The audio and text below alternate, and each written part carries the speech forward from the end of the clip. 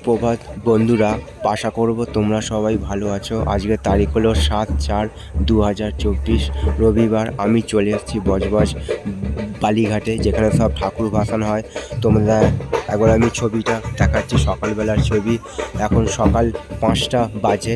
তো তোমরা দেখো, গতকাল কালী প্রতিমা পুজো হওয়ার ফলে তারই একটা ভাসানের পর্ব এখানে আসছে পরস্পর। তো তারই একটা ছবি আমি দেখাচ্ছি তোমাদের সকালবেলার। ভালো লাগলে চ্যানেলটা লাইক, শেয়ার, সাবস্ক্রাইব করবে, এইটুকু আশা রইল তোমাদের কাছে। তো এরকম সব সুন্দর সুন্দর ভিডিও নিয়ে আমি আসবো তোমাদের কাছে। তোমরা আমার পাশে থাকবে, এইটুকু আশা আমি রাখলাম তোমাদের কাছে। তো সকালবেলার ছবি এটা বজবজ বালিঘাটে।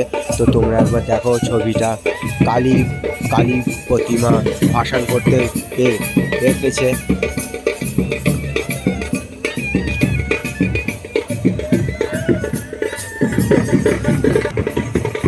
হুগলি নদীতে চলছে এখন ভাটা।